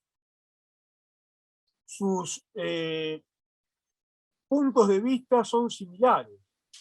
Entonces, estamos con otro problema frente a eso también, que esta tecnología es una tecnología global, implica una rapidez y una automatización con operaciones entre diferentes continentes, y donde las regulaciones pueden ser muy diferentes. Vos mencionabas en tu exposición el punto de la jurisprudencia, dijiste en algún momento, más que nada refiriéndote a dónde están ubicados las plataformas, pero el punto de la jurisprudencia también tiene que ver con esta cuestión. Yo creo que, no sé si vamos a tener respuesta para esto, me da la impresión que esto se está desarrollando, digamos, como que están en una especie de transición, un momento de cambio, no está muy claro. Es como que se está esperando, yo diría, en la práctica, como a veces ha ocurrido con las finanzas tradicionales, que ocurra algún coletazo, algún problema, y actuar por prueba y error, digamos. Sí, Gustavo, ahí coincido, si me permitís, aprovecho esto que vos comentás, y es totalmente cierto, es verdad. El tema, a diferencia de otros desarrollos, siempre la norma fue detrás de lo que se va innovando, ¿no? Esto creo que es histórico y coincidimos todos. Nunca existió primero la norma y después un desarrollo nuevo. Siempre va como detrás. Pero en este caso en particular, la tecnología hace que el volumen sea tan significativo que el hecho de que la norma vaya por detrás tiene otra perspectiva, digamos, ¿no? Es otra la visión que tenemos, porque ya estamos hablando de bot, quienes participamos de algunos desarrollos de inversión con algoritmos. Sabemos que lo que hace una persona, un operador, en una hora, el bot lo hace en un minuto, digamos, ¿no? Esta tecnología robótica lo hace en mucho menos tiempo. Quienes trabajamos en compliance, quienes estamos del otro lado, digamos, más siguiendo un poco la manera correcta de operar y asociarlo con las normas, observamos también que cuando el operador, persona, con un volumen mucho menor y con una escalabilidad muy difícil de llegar a un techo, digamos, o rápidamente, mejor dicho, llega a un techo, observamos que los errores también son pocos. O sea, puede haber una operación con un error, 2 operaciones, 3 operaciones. Cuando aplicamos tecnología, también vemos que cualquier error en ese diseño, en esos oráculos que hablamos antes, y en esos protocolos para poder aplicarlo en la tecnología, cualquier error que hay ahí es muchísimas operaciones, significan muchísimas operaciones. Entonces, el aspecto del control tiene que estar, por supuesto que tiene que estar desde otro lugar. ¿Qué es lo que hay que auditar? ¿Qué es lo que hay que mirar? Bueno, hay que mirar ese desarrollo, esos protocolos, esos oráculos, cómo funcionan, quiénes acceden, quiénes cambian. Bueno, hay toda una perspectiva. El regulador tiene que estar mirando algo parecido, definitivamente. Pensemos que hoy hay algunos regulados que no tienen auditoría de sistemas. Entonces creo que estamos lejos de ver cómo el regulador va a interpretar este nuevo negocio y cómo es que se puede regular. Seguramente, y esto un poco es opinión, muchas veces vemos que los reguladores, cuando se desconoce una unidad de negocio o un proyecto o algo que hay que regular, una de las primeras herramientas que el regulador emite son regímenes informativos. La verdad es que no está mal, porque es lo que llamamos por ahí en controles de just in time, que es lo hago ya y tengo un resultado, y eso es lo que ocurre con el regulador. El regulador emite un régimen informativo, pasa con las monedas virtuales, como sabrán, las entidades financieras, los proveedores de servicios de pago, mercado de valores. Hay muchos regímenes informativos que le damos, valga la redundancia, esta información al regulador para el que el regulador tome contacto, haga sus informes de estadística y seguramente después a partir de ahí regule, con un poco más de conocimiento. Entiendo que eso es lo que puede llegar a ocurrir. Ahora, no es menor la compatibilidad de una jurisdicción y otra, porque una de las características de las finanzas descentralizadas es justamente eso. Está descentralizado del poder de un banco central, pero también está descentralizado de la jurisdicción. Entonces la pregunta es, los reguladores, ¿cómo es que van a tomar este desafío? Y lo que más curiosidad nos dan es que cuando vemos otras jurisdicciones, que quienes trabajamos en esto nos da mucha intriga saber cómo están otras jurisdicciones trabajando en estos proyectos, y bueno, están trabajando un poco en este sentido, ¿no? En tomar datos de esta actividad, ver cómo se incorporan, y algunos con mayor regulación y otros con menos, pero lo importante de la regulación es que alcance las áreas de riesgo.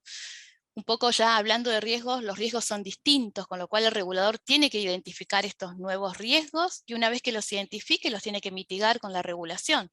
Eso creo que es un proceso y tal vez ese proceso, y coincido con el planteo de ustedes, ese proceso en el tiempo lleve bastante más unidades de tiempo que el desarrollo de la actividad económica con el uso de la tecnología. Creo que hay una disparidad que no es menor y que está bueno plantearla.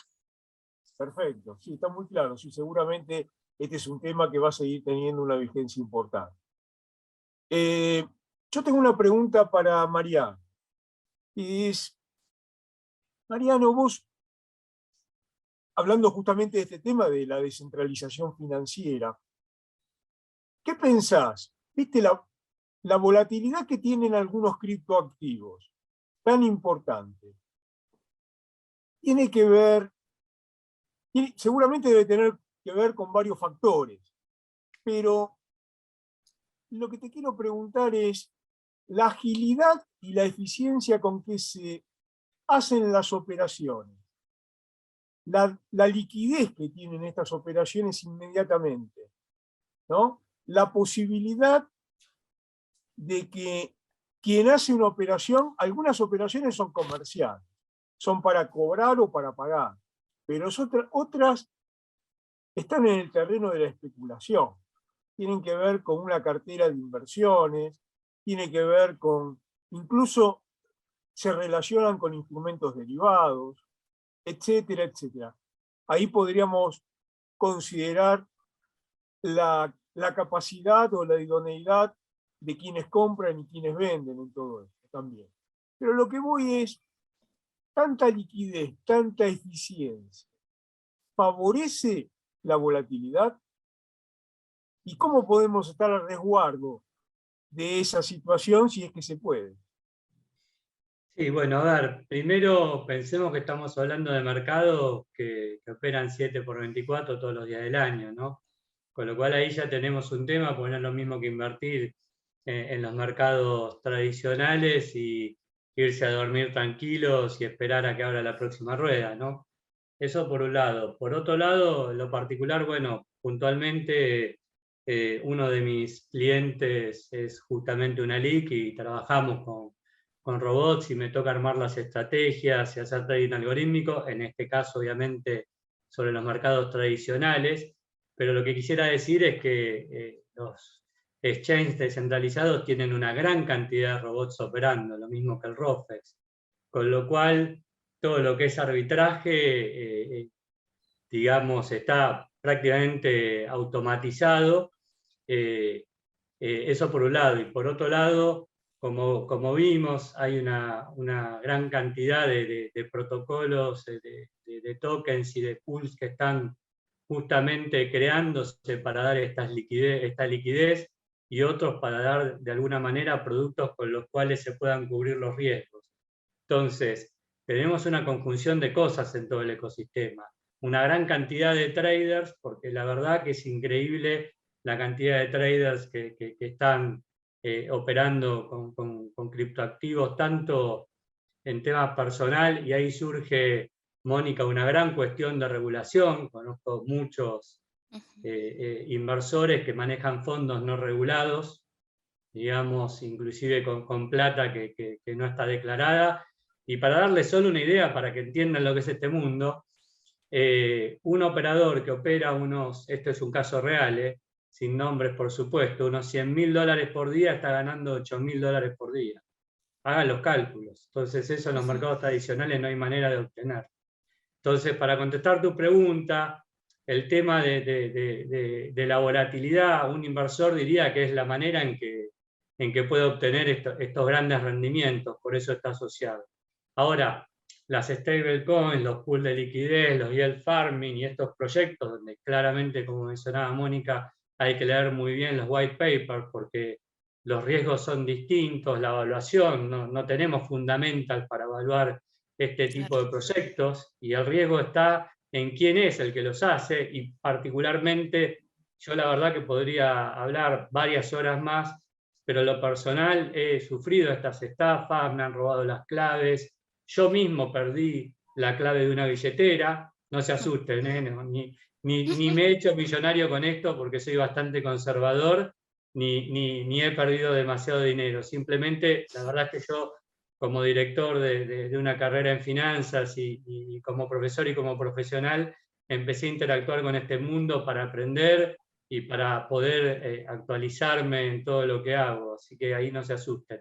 Pero puntualmente, realmente creo que la innovación que hay en el sector es tan grande que justamente se va autoadministrando este tema de la volatilidad. Ahora, ¿qué pasa? Omar habló también de la protección al inversor, y ahí surgen cuestiones, y cuento solamente una anécdota más. Uno de mis hermanos, que encima es ingeniero en informática, se le ocurrió invertir cierta cantidad de plata sin consultarme en una aplicación que lo que hace son opciones binarias. O sea, vos simplemente tenés que apretar un botón de comprar o vender. ¿Qué creen que pasó? ¿Cuánto creen que ganó? Nada, perdió todo el capital. Y los mercados son un juego de suma cero. Si alguien gana tanto es porque alguien pierde tanto. ¿Sí? Entonces ahí viene, yo creo que la gran cuestión. ¿Cómo regulamos un mundo que desde el punto de vista de los beneficios es tan atractivo para el crecimiento de la economía, para el futuro de la economía, ¿sí? Con el tema de las estafas, de la gente que no es estafa, pero sin saber entra en un mundo con una promesa de ganar fortunas, y ya nos vamos acercando al mundo del betting, de la gamificación. Yo no hablé de casinos y otras cuantas cosas que está sucediendo en este mundo, que realmente es necesario, y ahí coincido, si bien vengo de alguna formación un poco más liberal, creo en que la regulación es necesaria en su cierta medida, y ahí añadiría sin dañar los beneficios, porque muchas veces los reguladores se exceden. Y una sola cosa más, si me permitís, Gustavo, para complementar lo que hablaba Mónica. No hablamos todavía del mundo impositivo, pero no existe un país que esté perdiendo de recaudar impuestos por este mundo globalizado, y que entonces se presione a las finanzas tradicionales, siquiera al mundo tradicional, no a las finanzas, a pagar más impuestos por lo que está dejando de percibir dentro de este mundo globalizado. Es un comentario. Claro, De hecho, fijémonos que a veces estas regulaciones como que se dan de hecho. Yo estoy escuchando hoy lo que pasó ayer con Binance, lo que pasó el Corralito, digamos, ¿quién fija esas normas? ¿Quién decide? ¿Quién toma esas decisiones? Entonces, de hecho, se va dando, mejor que esté ordenado, que esté organizado, que uno pueda tener un poquito más de conocer cuáles son los hechos que podrían llegar a ocurrir, ¿no? Porque invertir en criptoactivos no es como ir al casino. Uno puede decir cuando va al casino, llevo una cantidad de dinero y si pierde, y bueno, era lo que estaba dispuesto, era como una diversión. Pero acá no, acá hay una expectativa de ganar. Y creo que algo aprendimos de la crisis de las tasas de interés del 2007, 2008 y las hipotecas subprime. En ese momento, lo que pasa es que tenemos poca memoria, pero estamos hablando más que nada de finanzas tradicionales, por decirlo de alguna manera. Y había un interés en sobrevalorar los beneficios y en subvalorar los riesgos enormes. Quienes compran totalmente llevados por lo que se va a ganar. Yo digo, esa situación que generó tremenda crisis, 2007, 2008, y los años siguientes siguió pegando fuerte. Imagínense esa misma situación desde el punto de vista cultural en las finanzas descentralizadas, ¿no?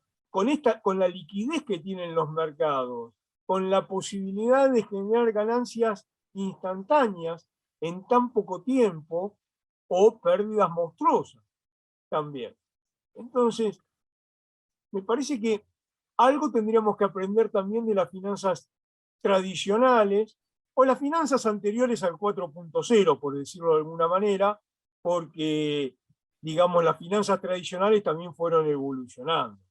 Como recién estaban mencionando también Omar y Mónica, las regulaciones se fueron dando en este tipo de actividad permanentemente. Lo que pasa es que ahora es un volumen, una cantidad de situaciones, y con todo lo que nos estuviste explicando de la computadora cuántica, el metaverso y todo, bueno, pareciera que esto, no sé si lo vamos a siquiera entender.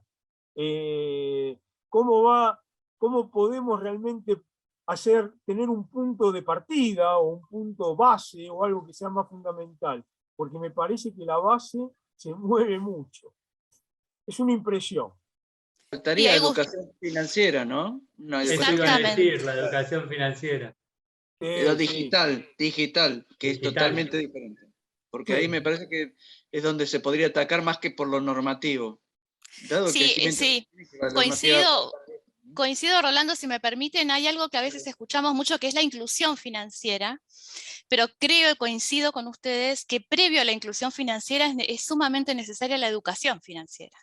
Y dentro de la educación financiera, seguramente la educación va a estar en un contexto cultural determinado, que ahí también, Gustavo, muy acertado lo que comentabas, entiendo que lo cultural también tiene impacto en esto, ¿no? Es como un graduador de todas estas cuestiones, tanto de lo normativo como de lo que ocurre en la operatoria de las finanzas descentralizadas, porque la realidad también es que si el inversor de alguna manera está dispuesto a invertir o a participar de un ambiente de alta volatilidad, con un alto riesgo de pérdida de ese capital invertido, tal vez sea una decisión del inversor y estemos hablando de un segmento de inversiones para un segmento de la sociedad que de alguna forma comulgan entre lo que se ofrece y lo que se demanda, ¿no? Hay como una cierta comunión. Entonces creo que tal vez pueda ocurrir eso también y que los reguladores deberán ir detrás de evidenciar que el inversor, digamos, está enterado de dónde es que está invirtiendo, qué es lo que está ocurriendo.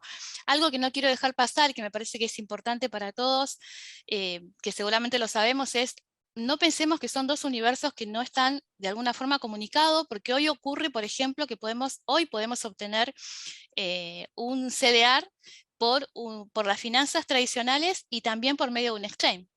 No, eso es importante también saberlo, que ya estamos empezando a ver alguna especie de solapamiento, donde insisto, es muy importante que los reguladores también estén atentos. Perfecto. Daniel, se me ocurren, hay dos cuestiones que te quería preguntar observando lo que vos estuviste hablando cuando iniciaste tu exposición.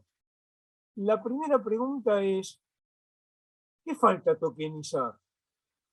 ¿Qué más se puede tokenizar? ¿Qué cosa tenemos ahí pendiente? Por ahí nos das alguna idea, algo que todavía no se hizo y nos hacemos millonarios. Pensamos en algo así. Y la otra pregunta tiene que ver con qué sectores te parece que va a haber mayor desarrollo de los criptoactivos. Vos hablaste de los bancos, las compañías de seguros, pero quizás haya algún otro sector importante también como para tener en cuenta. No sé, vos que trabajás en esto y sos un experto en el análisis sectorial, vas a decirnos una opinión más fundada. A ver, en función de lo que estábamos hablando, están hablando mis compañeros, acá el tema es qué falta tokenizar. En realidad se puede tokenizar cualquier cosa, nunca se va a acabar las cosas que se pueden tokenizar. Esto en función a que todo lo que es llamémosle, la tokenización de las cosas, no es un tema de educación. Si fuera de educación, deberían haber tantas wallets abiertas como cantidad de inscriptos en el consejo. Deberían haber tantas cuentas comitentes abiertas como profesionales cursando ciencias económicas. Cuando uno hace esa desagregación, más del 60% de las comitentes hoy pertenecen a gente que o no está recibida, o es abogado, o tiene un título que está bastante desconectado de las ciencias económicas. Es más, el mundo de las cripto permitió que por primera vez la mecánica, la gente que invierta no sea una especie de urna funeraria, sino que el rango etario más joven está ahora dedicado al mercado de finanzas. Pero contrario a lo que pasaba hace 50 años atrás, ahora la democratización de la cartera financiera es una cartera bien riesgosa. La aversión al riesgo quizás post pandemia deje, no sé si de existir, pero deje de mostrarse quizás en otras manías, capaz como decía Mónica, pero la educación sectorizada va a primar. La educación no va a hacer la diferencia. Y respecto a la segunda consulta, me parece que uno de los sectores que va a estar más en punta y que de hecho se viene trabajando mucho en eso es todo lo que es la inteligencia artificial. Y va a pasar, por ejemplo, ahora se está terminando de crear un prototipo para una farmacia que va a partir de blockchain. Uno va a llevar una receta en la letra de médico, que es, parece, yo siempre digo, no, tengo amigos, clientes médicos, hacen un curso de cómo escribir una receta, bueno, es inentendible, la entienden solo ellos. Uno ve la receta, la pasa por un lector, identifica y automáticamente le aparece al farmacéutico, ni siquiera farmacéutico, le aparece a una persona administrativa no formada en farmacia, se la vende, se la cobra y se acabó. Ese fondeo se realizó y obtuvo más o menos en términos de pesos, 30 millones de pesos en tan solo 7 días, para una cadena de farmacias de Palermo. Todo lo que es la inteligencia artificial va a pegar primero por el lado de los servicios. Y después, como todo en la vida, va a quedar en los servicios. En nuestro país no veo algo muy bueno como para la industria en este tipo de formas, pero todo lo que sea intangible me parece que va a tener una buena dinámica de acá a los próximos 4 o 5 años. Perdón, excelente, muy buena la respuesta.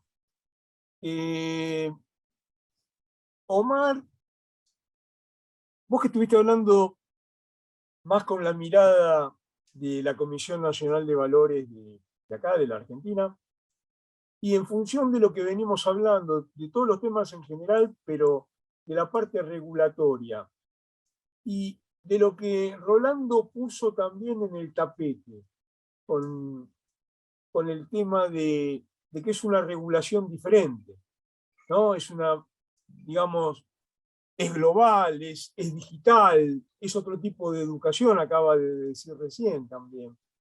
lo que pregunto un poco, y ahí podemos participar todos también, ¿no? Meter nuestros bocadillos si queremos. Las normas que saque CNB, no tendría, pregunto, ¿están llevadas a cabo con expertos en ciberseguridad, con aspectos que no solamente hagan a la educación financiera, sino o a los problemas de los riesgos y de los peligros que puede traer si uno opera de esta manera y no está prevenido? Si no, me refiero a cuestiones que tengan que ver con la auditoría de sistemas, con normas un poco más fuertes, más duras en ese aspecto. Esa es la pregunta.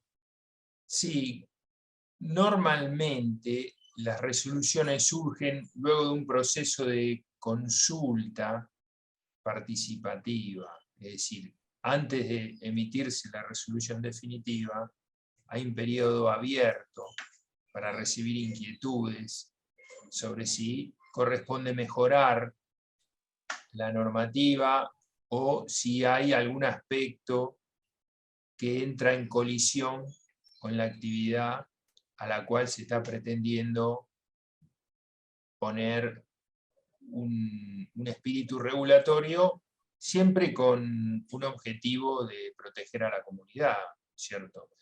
Entonces, respondiendo a tu pregunta respecto de si falta especialización o no está en sintonía con la realidad del día a día, una acción en ese sentido permitiría hacer como una especie de puente o de transición entre el día a día y la finalidad de la norma, que es proteger a mediano y largo plazo.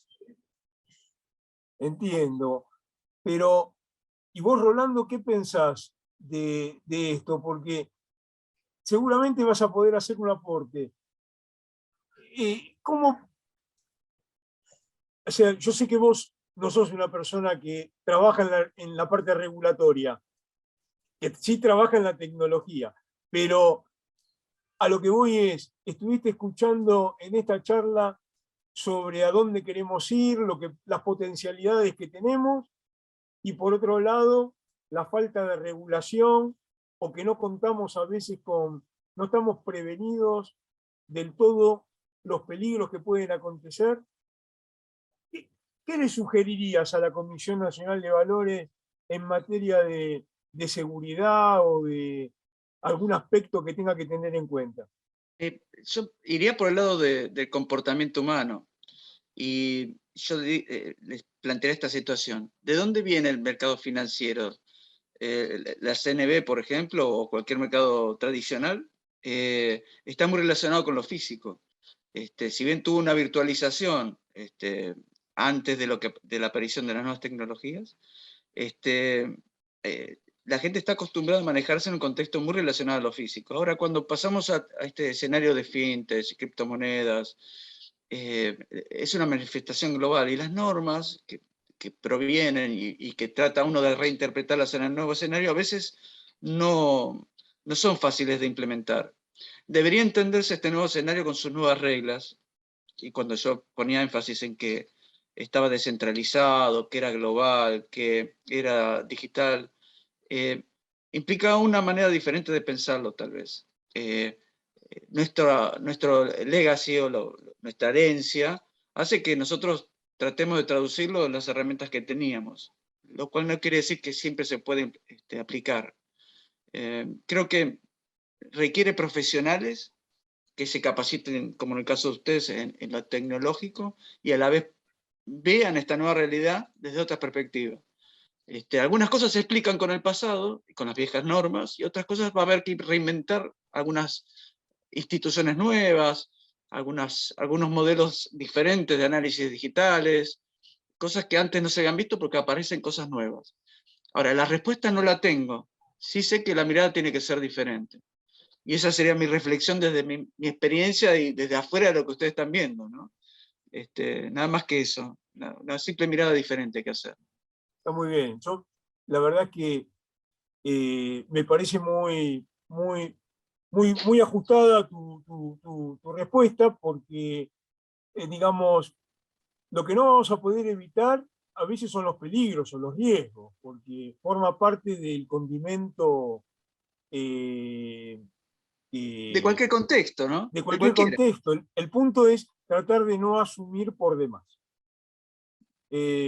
Así que vale en este cambio de modelo de negocio y lo que nosotros le queremos dejar para nuestra comunidad de profesionales de ciencias económicas. Esta era un poco la idea.